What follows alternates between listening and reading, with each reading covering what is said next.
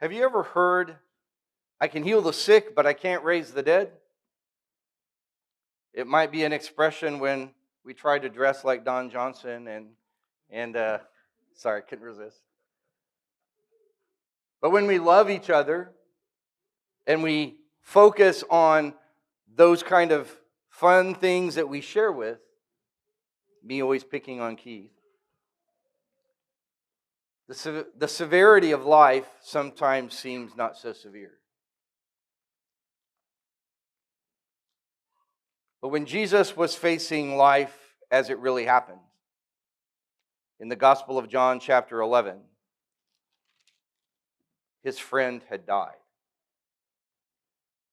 Lazarus. And today in adult class, we studied that.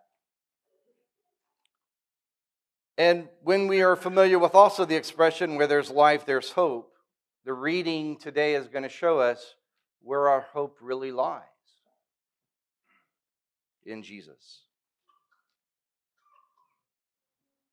There is hope for all sorts of things, I suppose.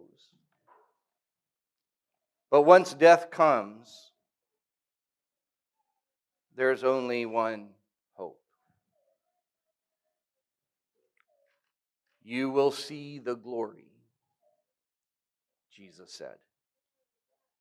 The question is, if you believe, will you? Today in the reading, we're going to see the people of God standing around, overcome in this, what seems to be defeat, as Lazarus has been put in his tomb. And in their presence is the one in whom there is victory, life, and resurrection.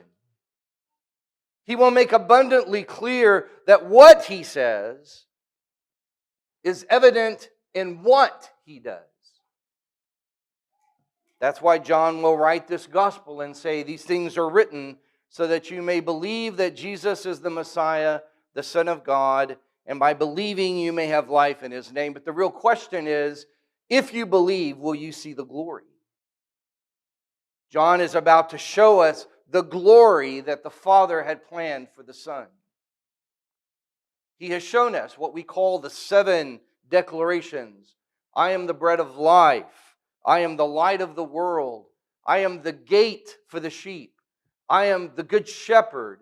And in our reading, he will say, I am the resurrection and the life. All of Jesus' miracles are signs of what he is and what he has come to give man. But in none of them does the sign more closely approach reality than in this sign where life is given. Because the only one who can give life is God.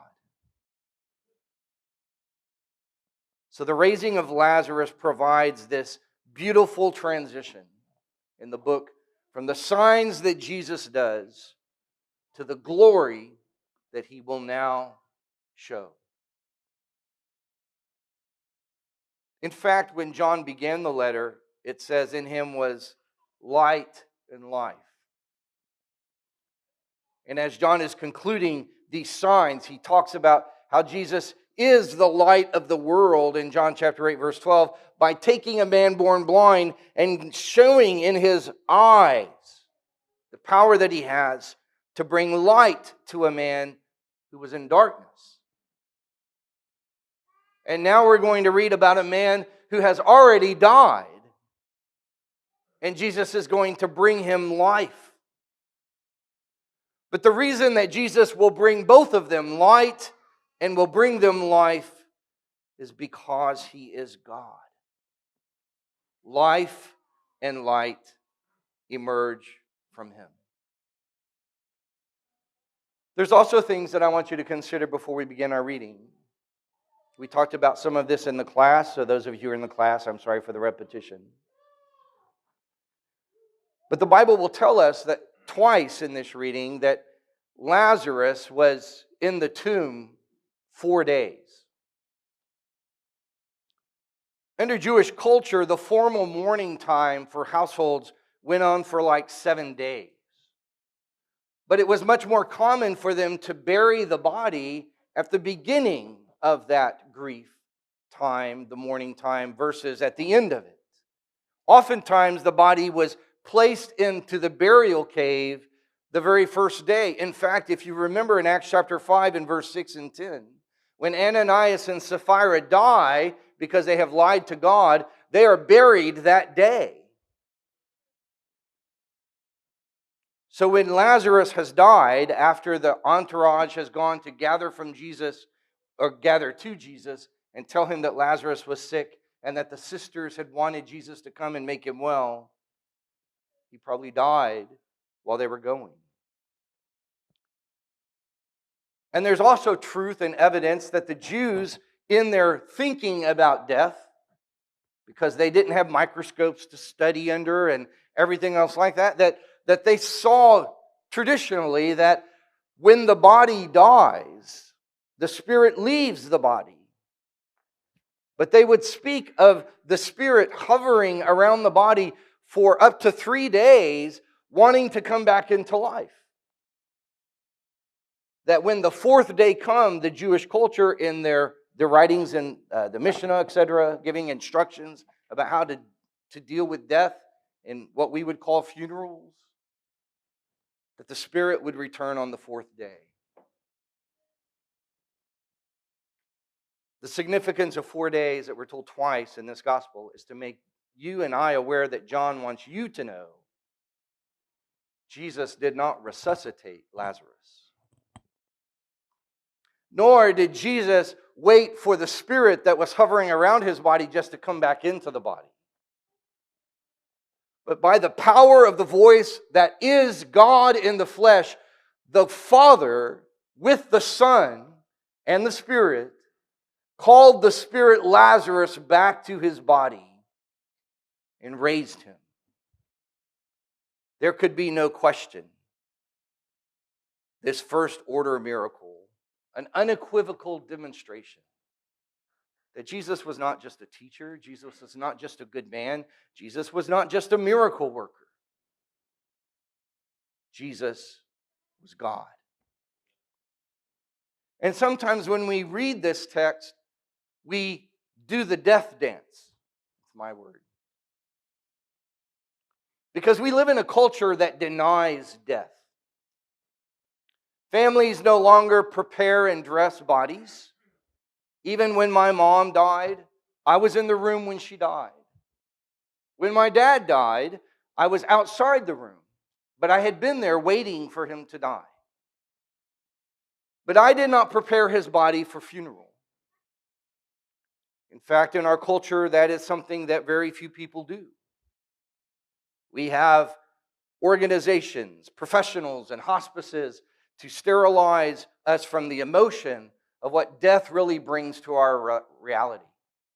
And I loved this quote that I read about this, preparing for the lesson. He said, "We build coffins that look like plush, oversized jewelry boxes." How many times have you heard your great-grandfather, no one's going to say it who's here in this room who's in their 20s, just put me in a pine box, right? And the fact is, the reality that even in myself, I know that I do this. We use euphemisms. She passed away. Because in some realities, all we're trying to do is get rid of the sting of death. But the King who has the power is going to give life. And one more thing before we read the text. You're going to read Jesus saying and doing things, but even more so, you're going to witness that there are the sisters of Lazarus who are moved with much grief. In fact, in verse 19, we'll read that the Jews had come to comfort her. And in verse 36, the Jews will notice Jesus' response, and they will see and attribute it to the fact that he loved them. Well, John had already told us that he loved them. John loved Martha. He loved Mary. He loved Lazarus. But the Bible will tell us that when Jesus sees Mary crying, Maybe your translation uses it, as does mine. It says crying. Your translation may have the word weeping, a very poetic way to say something. I don't know about you. Some of us are really good at ugly crying. You know what I mean? But even this isn't ugly crying. The word that's used there is to convey the idea of wailing. This was no quiet little tear that ran down her eye and she touched it with a Kleenex. Mary was stricken with a grief that knew its only way to be expressed through wailing. So the Bible will tell us in verse 33 that Jesus was deeply moved. It will say again in verse 38 that he was deeply moved again. And in class we talked about that when that word is used in classical Greek before the time of the New Testament, it was often a reference to the snort of a horse. But when it's used of humans in the time in which we're coming to in Jesus, where we notice how words are used, it was a word to describe not just simply a tear running down his face, but the idea of outrage, the outcropping of fury and of anger. One man studying the word said, any attempt to reinterpret this to merely terms of internal emotional upset is illegitimate.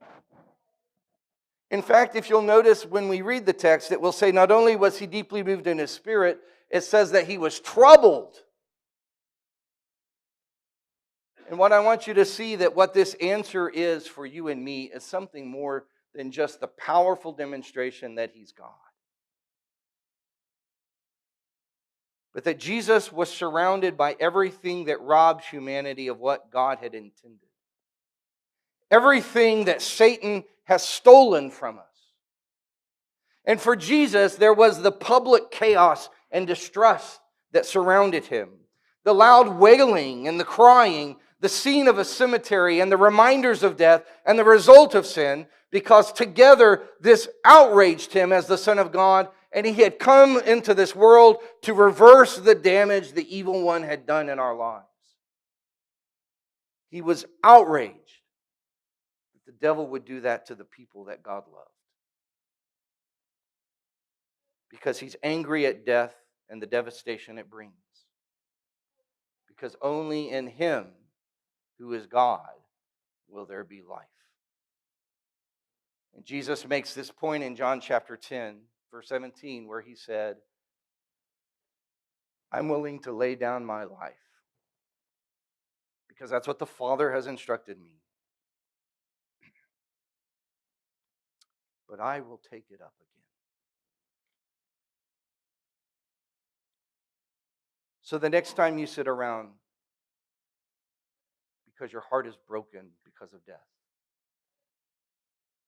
remember Jesus feels your pain and is angered and outraged that the devil has done that to God's creation. But he has come to remedy it. So read with me John chapter 11. We're going to start in verse 17 at the conversation between Jesus and Martha and Mary. When Jesus arrived, he found that Lazarus had already been in the tomb 4 days. Bethany was near Jerusalem, less than 2 miles away, and many of the Jews had come to Martha and Mary to comfort them about their brother. As soon as Martha heard that Jesus was coming, she went to meet him, but Mary remained seated in the house. Then Martha said to Jesus, Lord, if you had been here, my brother wouldn't have died. Yet even now I know that whatever you ask from God, God will give you. Your brother will rise again, Jesus told her. Martha said to him, I know that he will rise again in the resurrection of the last day. But Jesus said to her, I am the resurrection and the life. The one who believes in me, even if he dies, will live. Everyone who lives and believes in me will never die. Do you believe this?" "Yes, Lord." She told him, "I believe you are the Messiah, the Son of God, who comes into the world." Having said this, she went back and called her sister Mary, saying in private, "The teacher is here and is calling for you." As soon as Mary heard this, she got up quickly and went to him. Jesus had not yet come into the village, but was still in the place where Martha had met him. The Jews who were with her in the house, consoling her, saw that Mary got up quickly and went out. And they followed her, supposing that she was going to the tomb to cry there. As soon as Mary came to where Jesus was and saw him, she fell at his feet and told him, "Lord, if you had been here, my brother would not have died." When Jesus saw her crying and the Jews who had come with her crying, he was deeply moved in his spirit and troubled. "Where have you put him?" he asked. "Lord," they told him, "come and see." Jesus wept. So the Jews said, "See how he loved him." But some of them said, "Couldn't he who opened the blind man's eyes also have kept this man from dying?"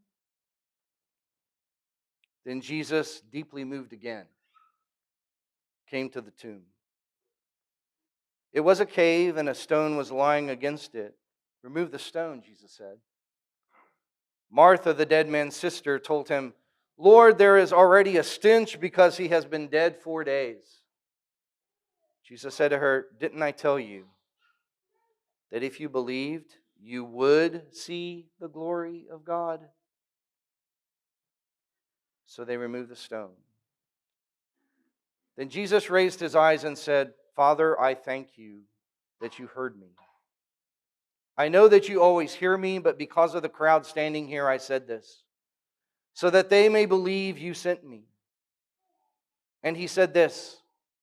He shouted with a loud voice, "Lazarus, come out!" The dead man came out, bound hand and foot with linen strips, and with his face wrapped in a cloth. And Jesus said to them, "Unwrap him and let him go." Now, John tells us in the early part of the conversation, or in the early part of the chapter, from the words of Jesus, what the purpose of all of this was. It is not unlike Jesus to take events as they naturally happen providentially to make them opportunities to help people see who he is, and even more so to see how God is. And I want to stop and make a parenthetical statement, not because any of us are the Messiah. But how often do you do that? When something happens in your life, do you tell your children with a sentence that begins with the word God? Or when your friends are struggling and other things are happening, that the first thing that you think becomes the opportunity to help bring them closer to God is sometimes not the word God. But John tells us the words that Jesus speaks is that when Lazarus dies, waiting 2 days to make absolutely certain that when he arrives, no one will question the truth that Lazarus has died. So that when the truth that he wants to expand to them about who he is, that he really is God who has the power to give light and life to anyone he chooses. It was for the glory of God that he died, Jesus says. In fact, he'll say, for the glory of God, so that the Son of God may be glorified through it. Jesus is not saying it was all part of the predetermined plan of God that this man would die on this day for this very moment. But providentially, in reality, Jesus chooses to make these opportunities and opportunities to bring people closer to understanding who he is. You and I, as his disciples, need to be doing the same. That when your children's grandparents die, what are you telling them about God? When your grandchildren are witnessing people experiencing hardship all over life, do you just simply say, oh, well, they get what they deserve? Is that how you approach it? Or do you awaken the spiritual senses to see what Jesus saw in this moment with Lazarus? This is for the glory of God, so that the Son of God may be glorified through it. That was a unique and extraordinary moment. But He is the model for our life. But then He also says in verse 15, which we didn't read, I'm glad that I wasn't there to heal him, because I want you to believe. He wanted the 12 disciples who had already announced at the beginning of the gospel, you are the Messiah. You are the Son of the living God. They've already acknowledged the titles that belong to Jesus, but they have not come to the realization of understanding this personalization and this true reality that Jesus was more than just who they thought He was. In the beginning was the Word, and the Word was with God, and the Word was God.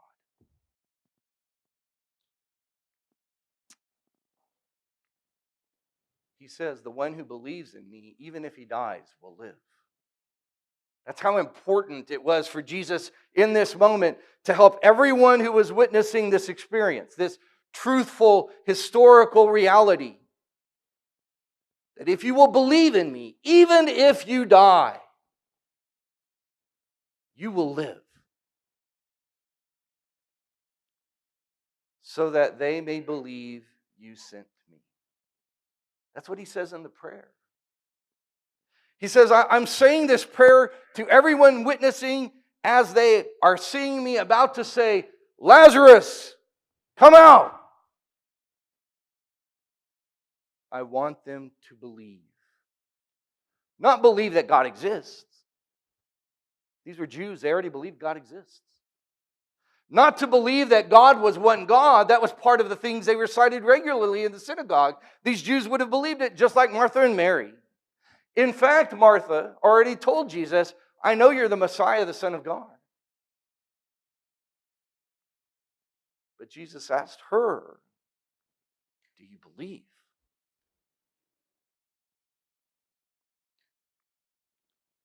Martha, do you believe? It is not that she had no faith. Verse 21 tells us, Lord, if you had been here, my brother wouldn't have died. She knew that in the hands and the power that Jesus had was every healing possibility to bring Lazarus wellness. She had no lack of that faith. In fact, in verse 22, she'll say, yet even now I know that whatever you ask from God, God will give him. I didn't mean to do that, sorry. Now you know the rest of the sermon. It is not that she did not believe he could do anything, because she did. In fact, it is not that she did not believe in the end of the time resurrection, because when Jesus says to her, your brother will rise again, notice what Martha says. Oh, I know that in the last day, he will rise again in the resurrection. That tells you that the Jewish people, not all of them, the Sadducees, they did not believe in any resurrection, but Martha does. Martha believes all those things. Jesus wants her to believe that Jesus is the source of all power to bring victory over death and power over everything. Jesus does not simply say that he gives resurrection and life, but that I am resurrection and life. She will not fully understand, even in this moment. I want you to notice the patience that Jesus has with everyone except for the hard-hearted, like the Pharisees. Notice the patience that he has with her as he's about to work this powerful moment. He keeps pulling to her the present truth that she needs to see. He does not reprimand her. But he prepares for what she and Mary are about to see.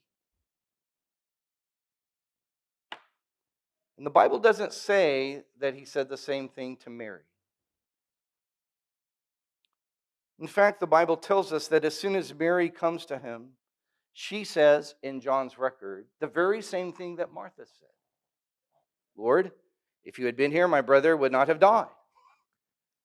She had the same level of belief that Jesus had the healing power to make Lazarus well again. It was not an angry protestation that Jesus did not love them because they knew Jesus did. But it was the stark, raw truth of what they had come to believe that Jesus could do. But they could not understand and wrap their brains about what Jesus was about to do. Jesus had raised the daughter of Jairus, Matthew chapter 9, 23 through 25. He had raised the son of a widow of Nain in Luke chapter 7. And now Jesus is about to raise his friend.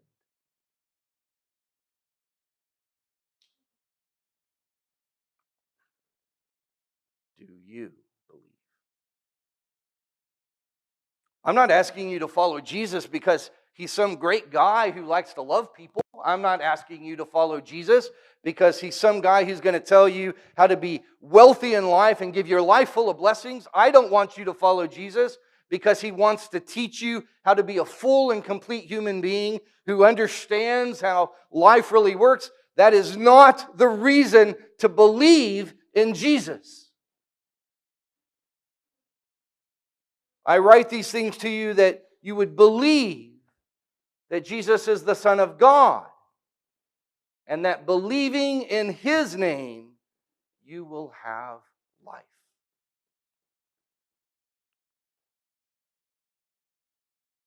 On that day, many witnessed the sign. Martha would have seen Lazarus come out of the tomb, bound. As a kid, when I read this story, to me, it was just like a Halloween story all over, you know? Here's this dead man walking out with strips all across him, and as a culture, we don't understand that because usually when we bury someone in those beautiful coffins that look like jewelry cases, we dress them in their finest, or we dress them in their favorite.